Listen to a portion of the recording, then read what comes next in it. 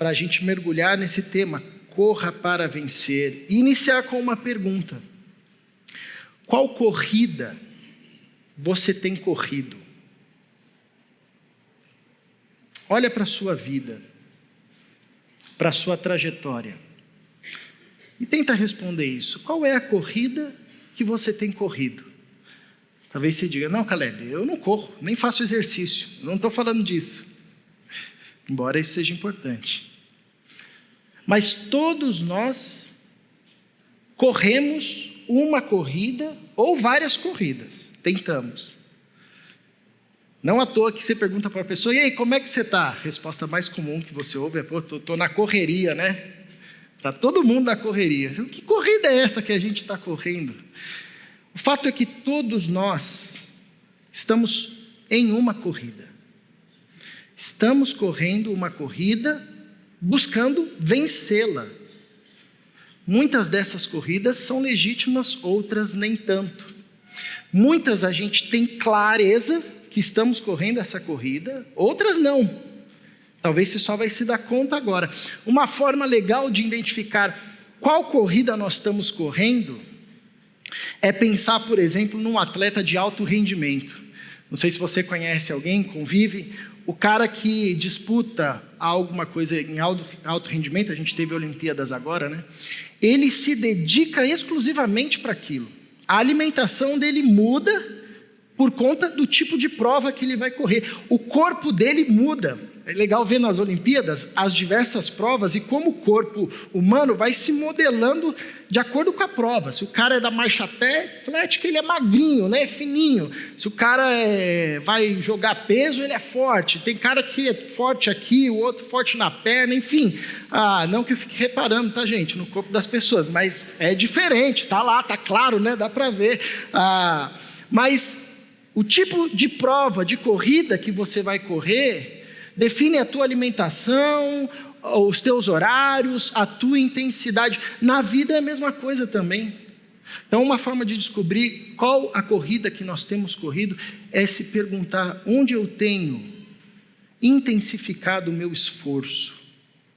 Para onde a minha mente caminha naturalmente, quando eu não coloco ela sob uma obrigação de focar em um tema que não faz parte da minha corrida? Para onde os meus pensamentos vão com naturalidade? Para onde o meu coração se inclina com total tranquilidade, sem esforço algum? Para onde os meus pés correm, minhas mãos correm? Qual é a palavra que mais sai da minha boca quando eu falo? O que é que me deixa satisfeito e pleno? É o dia 30? Dia do pagamento? Isso é bom, né? Qual é o dia que eu fico mais angustiado? Na segunda parte do dia 30, quando já some todo o dinheiro?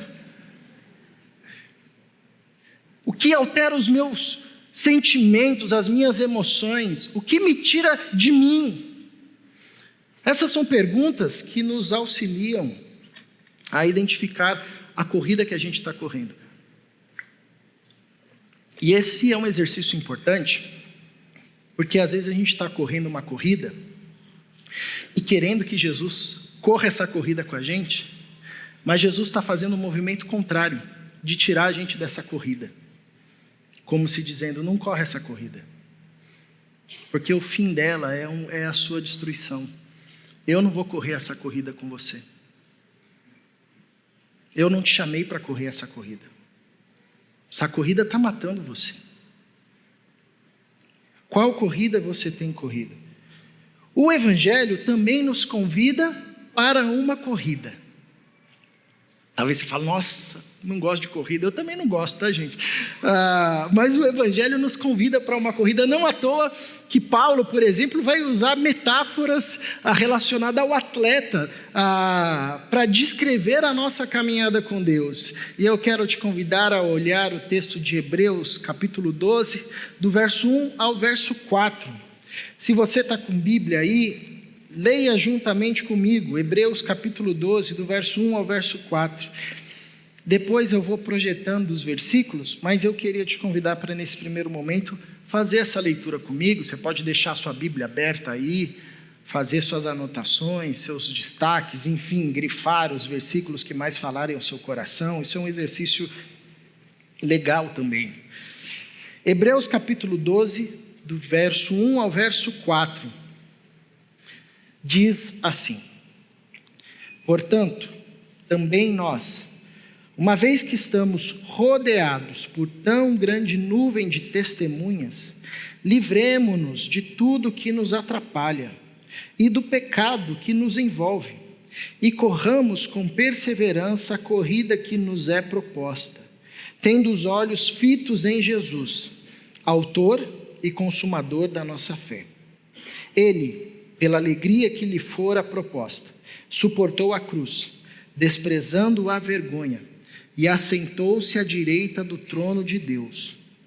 Pensem bem naquele que suportou tal oposição dos pecadores contra si mesmo, para que vocês não se cansem nem desanimem. Na luta contra o pecado, vocês ainda não resistiram até o ponto de derramar o próprio sangue. Vamos orar? Paizinho, continue a falar o nosso coração por tua graça e misericórdia.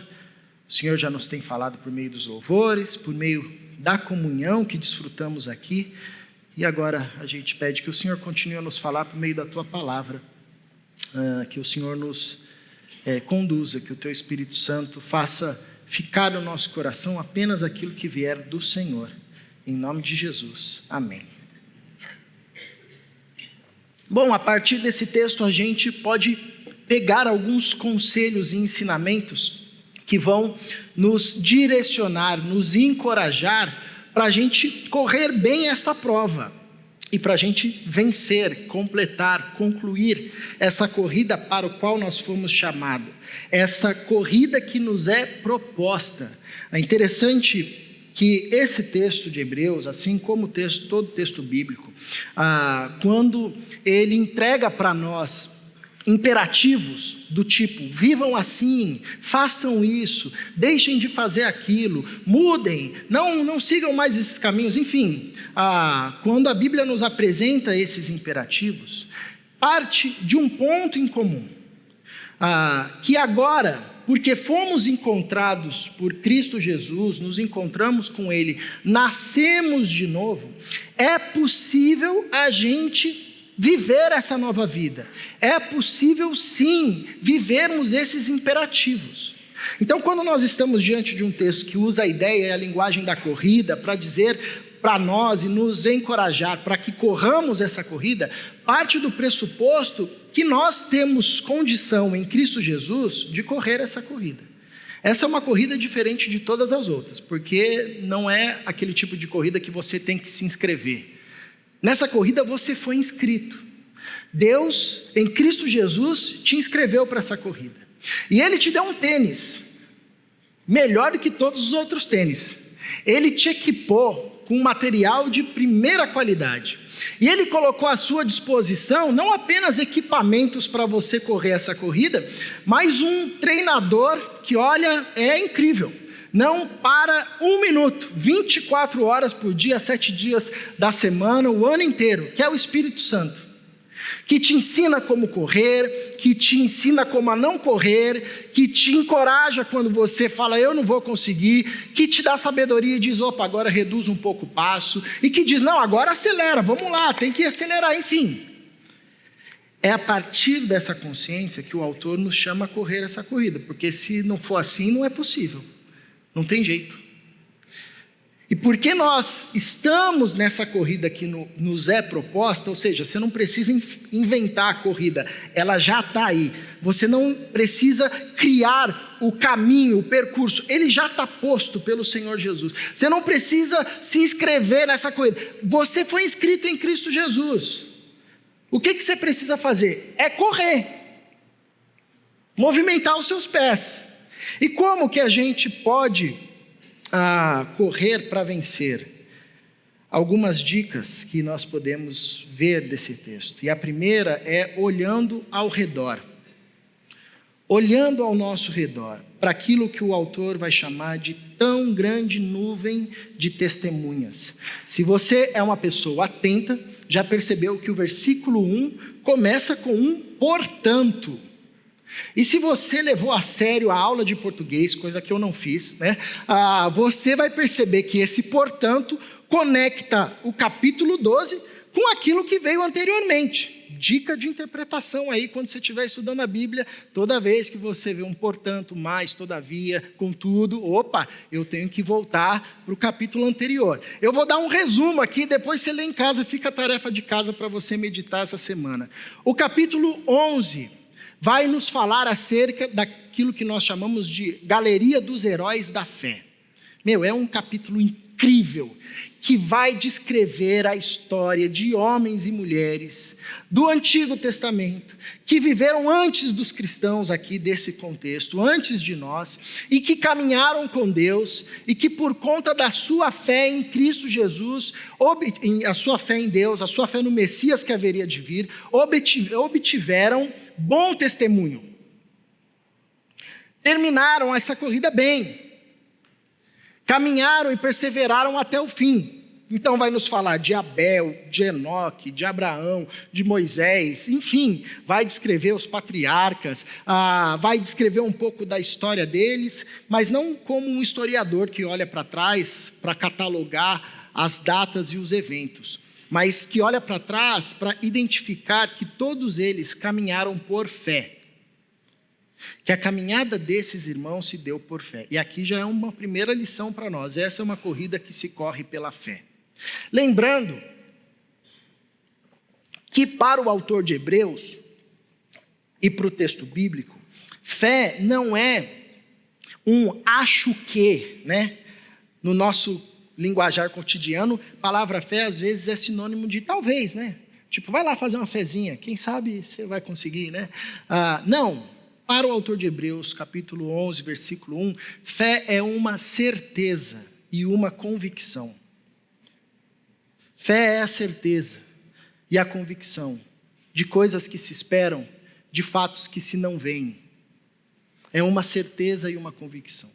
Então o autor de Hebreus nos relembra no capítulo 11 que por causa dessa certeza e dessa convicção, esses irmãos viveram uma vida de tal forma que obtiveram bom testemunho. A vida deles se tornou combustível de encorajamento para a vida da igreja.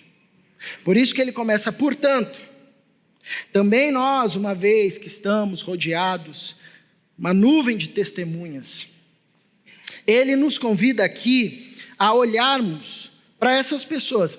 O autor aqui não está querendo dizer para a gente que esses caras morreram e eles estão aqui do nosso lado. Abraão está aqui, Caleb. Não é isso. E nem que eles estão vendo a gente, não vai fazer heresia daqui não. Não é isso que o autor está querendo dizer. O que o autor está querendo dizer quando ele diz, olhe ao redor, ele está querendo chamar a gente para olhar para a história de vida desses irmãos, para o testemunho de fé desses irmãos. Revisite o testemunho de fé desses irmãos. Tenham fresco na memória a vida de fé desses irmãos.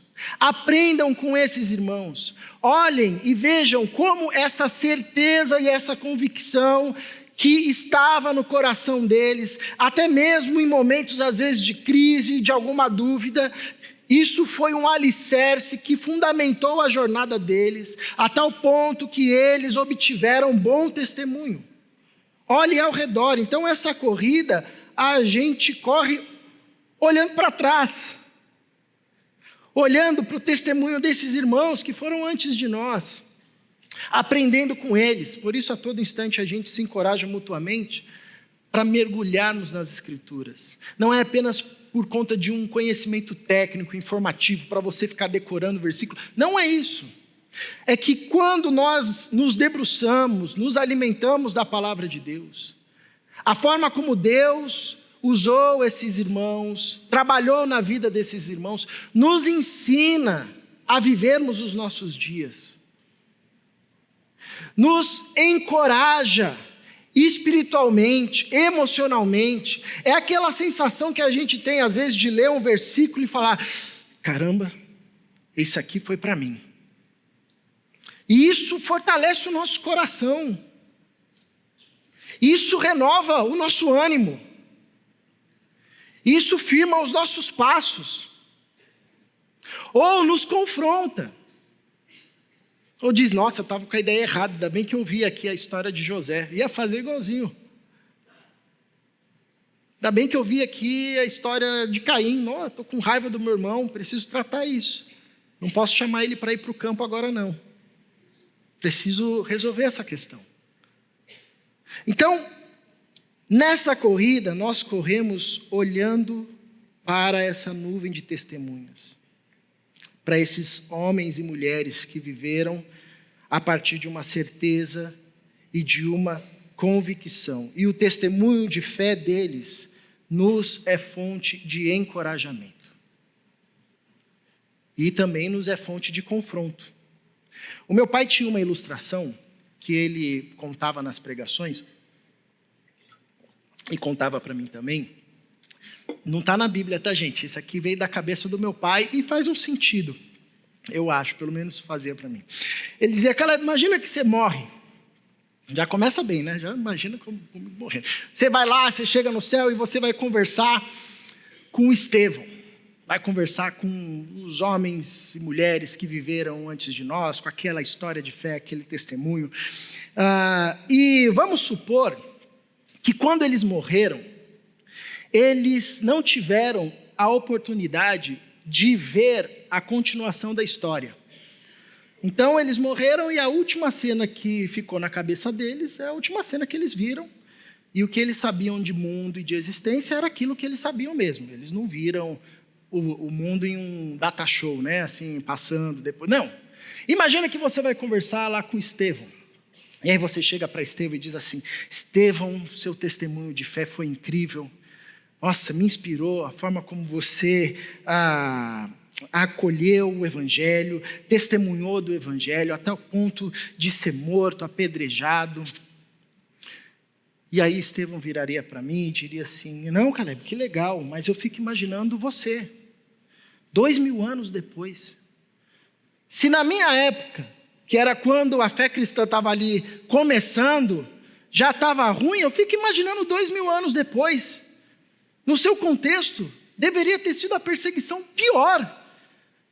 Nossa, a forma como você viveu e testemunhar a Cristo, isso deveria ter te custado muito. Eu fico imaginando que se eu morri apedrejado aqui logo no começo, você, 2000 anos depois, a sua morte, eu nem sei o que foi.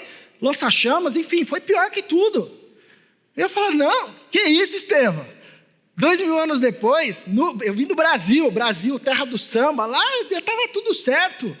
Tinha igreja, tinha culto, tinha mais igreja que hospital, cada rua tinha 5 igrejas, era igreja que não acabava mais para tudo quanto é tipo. Era tranquilo, Estevão, a gente viveu sossegadamente. E aí ele viraria para mim, com a cara alegre e diria, caramba, Caleb, então você foi instrumento de Deus para levar muitas pessoas a Jesus. Então você levou muita gente para Cristo. Então você abraçou o Evangelho e se tornou um arauto do Evangelho a todo instante, em tempo e fora de tempo. Nesse momento, eu ia falar, deixa eu falar com o Pedro, rapidinho, ele está me chamando ali, já volto. Olhar para esses irmãos, a forma como eles viveram, nos é fonte de encorajamento, nos é fonte de confronto, nos ensina, nos fortalece, nos redireciona aos pés, nos dá ensinamentos práticos para o nosso casamento, para a nossa paternidade, para o nosso exercício como filhos, para lidarmos com uma sociedade que não acolhe o Evangelho, que é hostil ao Evangelho. Nos ensina como sermos profissionais em um ambiente que rejeitou a fé cristã. Então, somos chamados para correr olhando ao nosso redor a essa nuvem de testemunhas. Um segundo conselho que nós podemos tirar desse texto é correr olhando para nós, livrando-nos de tudo que nos atrapalha. Eu confesso para vocês que quando eu ia escrever esse segundo ponto,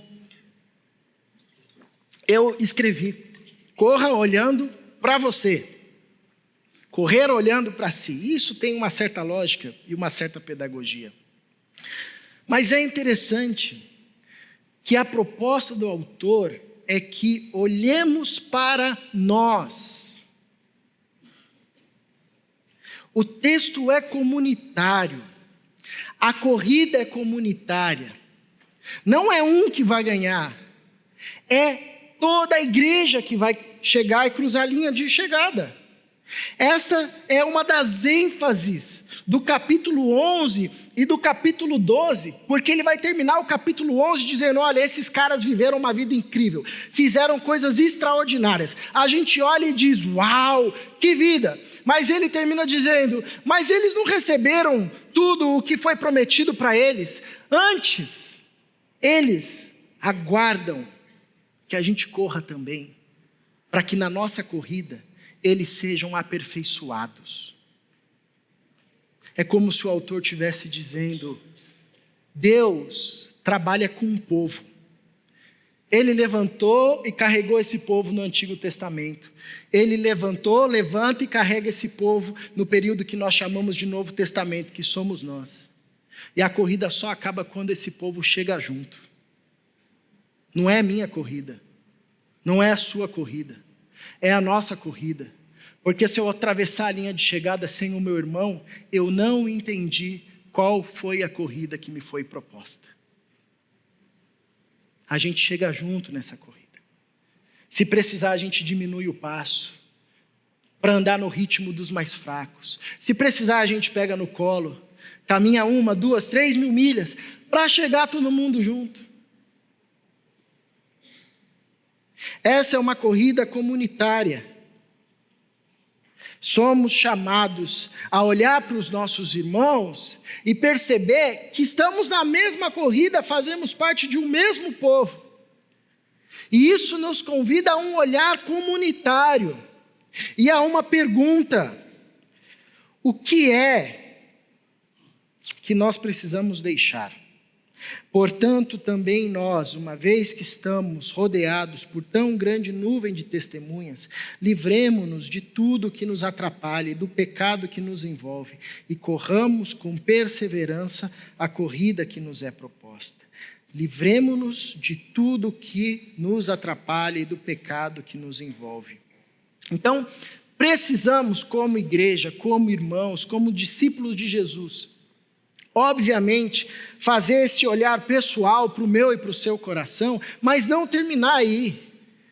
Olhar comunitariamente, abrir a minha vida, para que o meu irmão também seja instrumento nas mãos de Deus e venha dizer, olha, isso que você está levando é peso, cara. Isso é pecado, isso está atrapalhando a tua corrida. Isso está te deixando enfermo. Precisamos ser uma igreja que cria espaço para que os nossos corredores também cheguem e digam, eu estou caminhando com esse peso aqui, me ajuda. Eu sei que eu não preciso, mas eu não consigo soltar.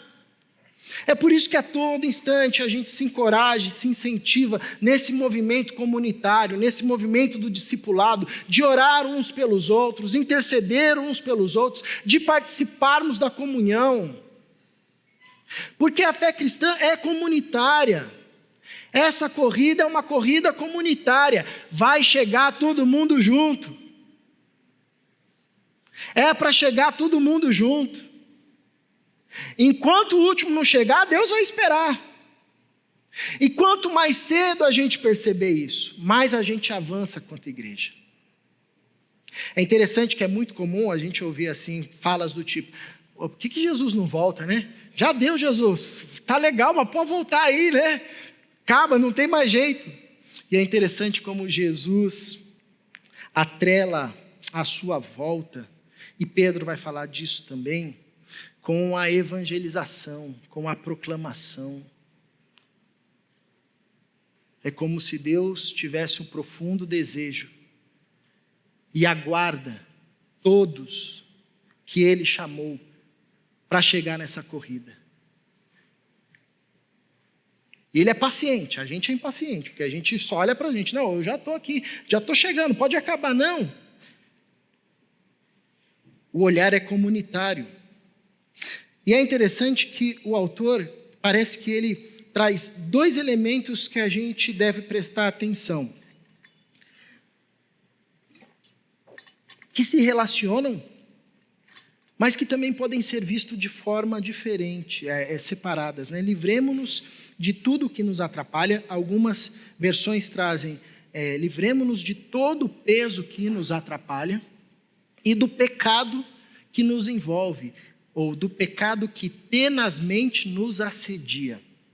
Então é interessante esse olhar para aquilo que é peso e para aquilo que é pecado. Óbvio que todo pecado é um peso, mas nem tudo que é peso necessariamente é pecado. Um exemplo: Jesus chama os discípulos para orar com ele no Getsêmani. Madrugada. Os discípulos são pescadores, experimentados a varar a madrugada pescando. Eles chegam lá para orar com Jesus e começam a dormir. Dormir é pecado? Não. Dormir é legítimo, do seu corpo. Mas Jesus repreende e trata aquilo como um peso. Vocês estão dormindo na hora que era para vigiar. Há situações, elementos na nossa vida que não necessariamente são pecados, mas são peso, atrapalham a nossa corrida. Rede social é pecado? Não, você não tem um texto que diz, não terás TikTok. Desconheço, se tiver me mostra. Mas tem se tornado um peso. Tem se tornado um peso nas relações. Política é pecado? Não. Não politicarás. Não existe esse texto também. Mas a forma como nós temos lidado com a política tem se tornado um peso.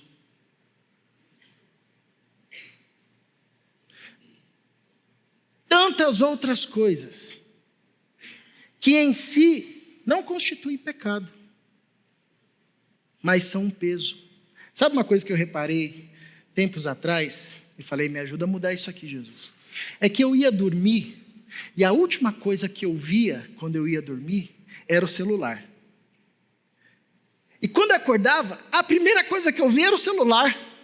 Eu falei, rapaz, eu lembrei de uma cena do meu pai, que quando eu ia acordar ele de manhã, o meu pai ele acordava e ele se ajoelhava na cama. E eu falei, meu pai acordava e ajoelhava, eu acordo e já vou olhar o celular. É pecado? Não. Mas é um peso. Você vai com aquela ideia, não, vou ficar aqui só 5 minutos. De repente seu filho já cresceu, virou adolescente, você diz, quem é você? Passou assim um tempo que você nunca viu, né? É peso. Tantos outros pesos que a gente poderia listar aqui. E que tem atrapalhado a nossa corrida comunitária da fé.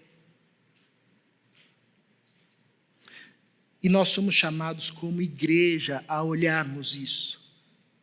Olharmos o nosso coração. Sermos instrumentos para olharmos, auxiliarmos, advertirmos, encorajarmos os nossos irmãos. E sem dúvida nenhuma também, nesse olhar, lançar para fora o pecado que nos envolve. Eu gosto da versão mais antiga que diz o pecado que tenazmente nos assedia. É a ideia ali, sabe quando você coloca no seu coração assim, amanhã eu vou malhar, vou levar essa vida assim a sério. Você pega o pôster do Israel, coloca lá e fala, me ajuda Jesus, que agora a coisa vai. Aí você se alimenta bem o dia inteiro, deita para dormir 8 horas, coloca o despertador, separa lá o seu kit de corrida, seja lá o que for, e aí o despertador toca, tá aquela chuvinha assim, ó.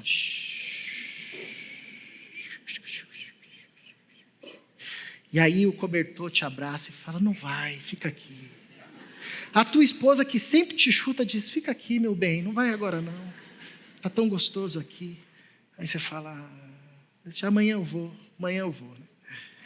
Pecado que tenazmente nos assedia é essa ideia. Um pecado que ronda, que nos envolve, que nos abraça. Não é o pecado que vem com cara de pecado. Sou pecado. Não, ele está ali. Ele se tornou um amigo, ele tem nome, ele é conhecido da família, ele senta à mesa, ele é chegado, ele convive, a gente apelida ele, e está tudo bem, e está tudo certo, porque ele é um amigo. Isso é para lançar fora, isso atrapalha a corrida, isso é peso. Quando a Bíblia nos adverte a resistirmos ao pecado, a evitarmos o pecado, não é por uma questão contábil, você tem 100 pecados, hein? 101 já era, não é por isso. É porque o pecado desfigura a nossa identidade, atrasa a nossa compreensão de que somos filhos de Deus, amados em Cristo Jesus. Atrapalha o nosso desenvolvimento espiritual, a nossa maturidade espiritual. Impede que a gente desfrute aqui e agora, na maior densidade possível, a vida da ressurreição, que se consumará lá então. Ele atrapalha. Ele arrasta. Ele dificulta. Ele gera crises. E a ordenança é: quer correr essa corrida? Então, comunitariamente, lance isso para fora. Eu não consigo, a comunidade está aí para isso. Você não consegue, eu te ajudo. Eu não consigo, você me ajuda, e assim a gente caminha, um auxiliando o outro. E por fim, um terceiro conselho que nós identificamos é olhar para Jesus. Os olhos fixos em Jesus. E eu sei que se você é crente há muito tempo, você já esperava por isso, porque é meio óbvio, né? A gente vai falar de Jesus, a gente vai centralizar Jesus, mas eu quero lembrar como essa sentença nesse texto, ela é profundamente significativa, profundamente revolucionária, profundamente desafiadora. É uma promoção de renovação cultural nunca mais antes vista na história.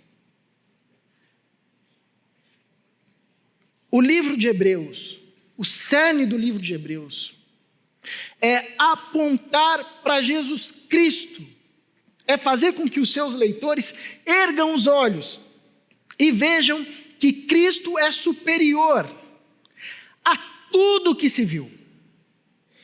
A gente lê o Antigo Testamento e fala: uau, que coisa incrível. A gente olha para o templo, história do templo, e diz que devia ser um negócio maravilhoso. O povo se reunindo lá, a Jerusalém inteira vindo, o povo alegre, estava todo mundo lá, a glória de Deus descendo, coisa maravilhosa. A lei de Deus, então, uau, incrível, é como mel, é maravilhosa, é pura, é à frente do seu tempo, nos edifica. Os milagres, enfim. O autor de Hebreus, a cada capítulo vai dizendo: mas Jesus Cristo é maior. Mas Jesus Cristo é mais excelente. Mas Jesus Cristo, é superior.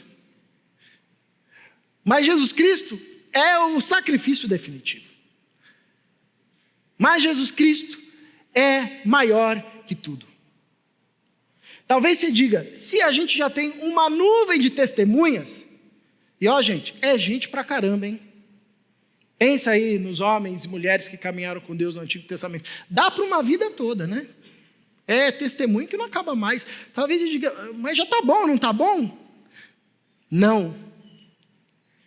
Porque por melhor que seja o testemunho desses homens, eles correram a corrida deles, olhando também para Jesus. É como se você chegasse para Moisés e dissesse assim: Moisés, quero te agradecer porque a vida que você viveu é inspiração para mim. Todos os dias eu olho para você e corro a minha corrida tendo a sua história em mente. Moisés viraria para você e ia falar: não perca tempo olhando para mim. Faz como eu. Olha para o Messias. Olha para Jesus. Porque eu corro olhando para Ele. A diferença é que esses irmãos correram olhando para o Messias que haveria de vir. E veio. Nós hoje corremos para o Messias que veio e voltará. Por isso que o autor de Hebreus vai dizer: tendo os olhos fitos em Jesus, autor e consumador da nossa fé, ele, pela alegria que lhe fora proposta, suportou a cruz, desprezando a vergonha, e assentou-se à direita do trono de Deus. Quando a Bíblia aqui diz que Jesus é o autor e consumador da nossa fé, é obviamente possível entender que é em Jesus que forma em nós essa certeza e essa convicção. A fé que temos não é fruto do nosso trabalho, mas Jesus Cristo faz nascer em nós uma certeza e uma convicção, o que nós chamamos de fé. Ele é o autor, é Ele quem mantém e é Ele quem conclui essa certeza e essa convicção em nós. Mas é interessante também que a palavra autor quer dizer líder, ou aquele que lidera. E nesse contexto é muito interessante, pois a gente pode entender que Jesus é o líder dessa corrida. Ele foi quem primeiro correu, antes mesmo de Abel. Ele é o exemplo. E todos que vieram, correram olhando para o Cristo. Não à toa, João vai nos dizer no seu Evangelho, capítulo 1, sem ele nada do que foi feito se fez. Paulo vai dizer em Colossenses capítulo 1, verso 16, ele é o primogênito de toda a criação. Nele tudo se sustenta, nele tudo se organiza. Todas as coisas estão sendo redimidas nele. Desde o começo até o final do texto bíblico é Jesus. Por isso, a ênfase é: fixe o olhar em Jesus. Fixe os olhos do seu coração em Jesus. E é muito curioso, porque aqui, Tiago também vai trabalhar isso, o nosso desvio de rota, o nosso desvio da corrida, não se dá necessariamente pelas forças infernais que vão fazer a gente tropeçar. Óbvio que a gente considera isso, sem dúvida nenhuma. Mas o nosso desvio de rota tem a ver com o desvio do olhar. É deixar de olhar para Cristo. Nos faz lembrar da experiência de Pedro andando sobre as águas. Se é o Senhor Jesus, me manda ir com você. Jesus diz: vem. E Pedro falou: ih, lascou. Não é que ele respondeu? Então vamos lá. Põe o primeiro, põe o segundo. O texto diz que ele tira os olhos de Jesus e começa a ver as ondas, o vento, e ele afunda. Mantenha os olhos fixos em Jesus. Ele foi o primeiro a correr essa corrida que o Pai lhe propôs. E quando nós olhamos para Jesus, a gente pode perguntar: como é que Jesus correu essa corrida? Como Jesus correu a corrida que estava proposta para ele? E um primeiro destaque que a gente vê no verso 3, no verso 2. Ele, Jesus, pela alegria que lhe fora proposta. Jesus inicia a sua corrida sabendo que o percurso seria difícil, mas sabendo que ao fim desse percurso haveria alegria, haveria festa, haveria júbilo, haveria uma promessa. Jesus nos ensina aqui a confiarmos, porque Jesus confia no caráter do Pai, sabe que o Pai ao terceiro dia o ressuscitaria, sabe que o Pai, e confia no Pai, sabendo que Ele não deixaria o seu corpo apodrecer no sepulcro, e nem o seu santo ver a corrupção, a morte, como o salmista profetiza acerca de Cristo. E é nessa confiança no caráter do Pai, na alegria que era proposta, que Jesus corre. Ele corria essa corrida confiando. Isso nos ensina, quando temos os olhos fixos em Jesus, a confiarmos em Deus. É um percurso denso, é um percurso difícil. Deus está lá puxando a nossa orelha. A gente pegou um trecho que tem obstáculo atrás de obstáculo, é eita atrás de vixe. A gente não para nunca. E aí a gente diz, não, o que está acontecendo aqui? Confia. Confia na palavra que diz que todas as coisas cooperam para o bem daqueles que amam a Deus. Confia na palavra que diz que o sofrimento do tempo presente não se pode comparar com a glória. Confia na verdade bíblica que nos relembra que é uma questão de tempo, até que juntos a gente atravesse a linha de chegada. A gente vê também que Jesus suporta a cruz, suporta a oposição, o que nos ensina a permanecer. Como é que Jesus correu essa corrida? Permanecendo, fincando os pés literalmente, não retrocedendo. No capítulo 10, o autor termina dizendo, nós não somos daqueles que retrocedem. Jesus permanece diante da oposição, diante do sofrimento, diante da rejeição que veio primeiramente dos seus, diante das tentações que diziam, se prostra aí que eu vou te dar tudo, transforma essas pedras em pães, da tentação que vem da boca do seu discípulo que diz, não, o Senhor não vai passar por isso, a gente vai intervir. Ele permanece, o que nos ensina também nessa corrida a permanecer, a pedir para o Senhor Jesus fortalecer a nossa musculatura do permanecimento. Senhor, ajude-me a fincar os pés, a não retroceder. Olhando para Jesus, a gente percebe também que ele despreza a vergonha. Ele sabia que o caminho que ele faria, aos olhos humanos, era um caminho de vergonha, era um caminho de desprezo, era um caminho de humilhação, era um caminho de maldição. Mas Jesus não deixou com que essas coisas definissem a sua identidade. Sabe aquele negócio quando a gente é mais novo, e a gente é desafiado a evangelizar na nossa sala? A falar de Jesus para alguém, a gente diz, não vou, tem vergonha, passa a mão vergonha aqui. Eu já não tinha esse problema, porque com o nome Caleb, o povo já sabia que eu ou era árabe ou era crente. Então já era meio caminho andado, era só chutar para o gol, mesmo assim eu chutava para fora, só Jesus na causa. Jesus sabia que o caminho que ele trilharia, aos olhos humanos, era um caminho de humilhação. Tanto que os discípulos que caminharam com ele por 3 anos intensamente não entenderam a cruz. Tamanho escândalo que era. Não compreendiam como Deus, Criador de todas as coisas, se faz menino, trilha um caminho de humilhação e é morto na cruz. Mas essas coisas não definiram a identidade de Jesus, porque ele se esvaziou das suas prerrogativas. Ele se esvaziou das suas prerrogativas e nos ensina que nessa corrida, se a gente se apegar ao nosso ego, a gente vai cair no primeiro obstáculo. O caminho é ter a mesma atitude que houve em Cristo Jesus, esvaziar-se. E o verso 4 e 3, nós temos um baita de um encorajamento. Pensem bem.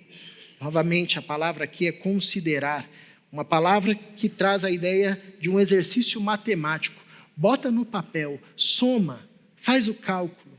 É o autor dizendo, olhe para o exemplo de Jesus, considere, tenha os olhos fixos nisso. Considere bem aquele que suportou tal oposição dos pecadores contra si mesmo, para que vocês não se cansem nem desanimem.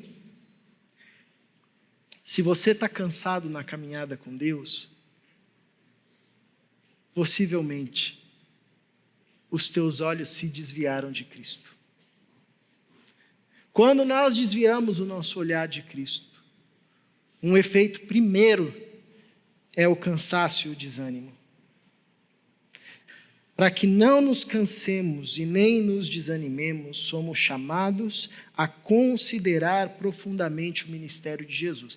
Porque num primeiro momento a gente vai olhar e vai falar, bom, o que é o meu sofrimento perto do sofrimento de Jesus?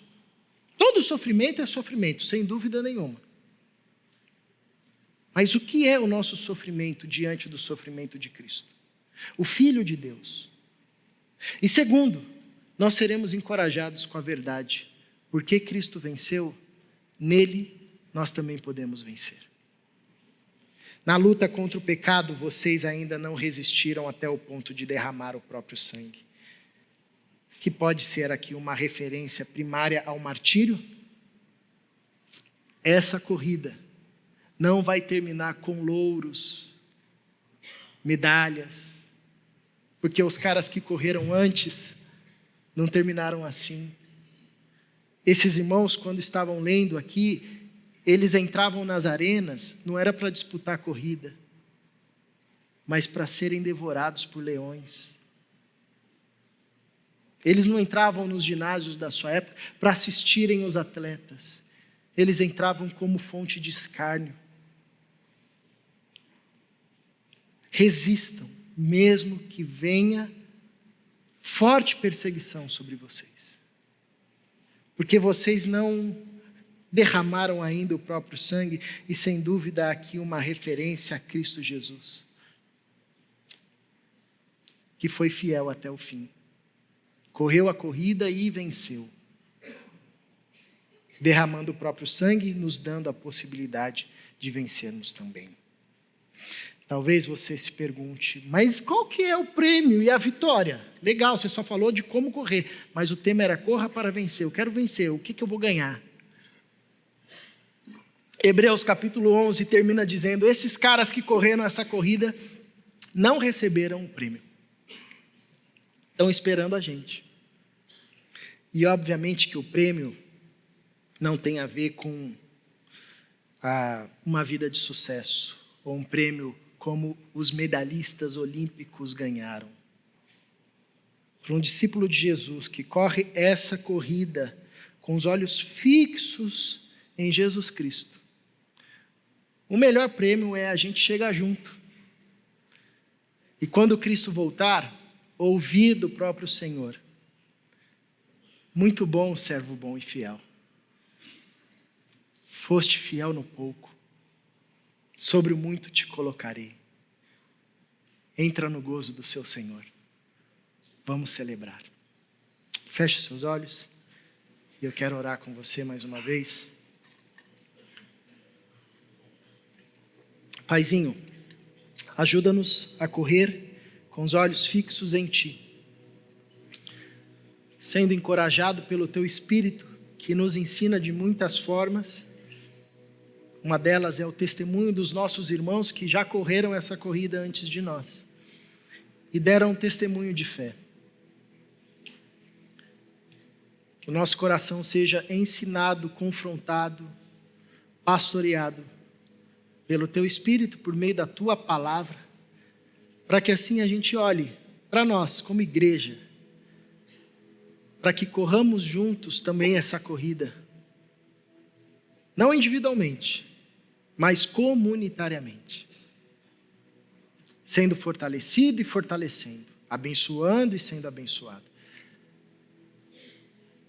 para que desfrutemos do Teu plano, que é trazer um povo só, a Tua igreja, o Teu povo, gente de toda a tribo, língua e nação, que correm essa corrida, olhando para Jesus, e são recebidos e serão recebidos pelo próprio Cristo, que quando voltar, nos dará uma coroa, que não murcha, que não se esvai com o tempo. Hoje a gente ganhou muita medalha, mas logo elas serão esquecidas. Mas a coroa que o Senhor tem para nós é para toda a eternidade. Lembrança viva da Tua graça, misericórdia e amor, que nos tempos sombrios da nossa vida nos levantou e disse, firmem os joelhos, firmem as mãos, preparem o terreno e corram para vencer. Em nome de Jesus Cristo. Amém.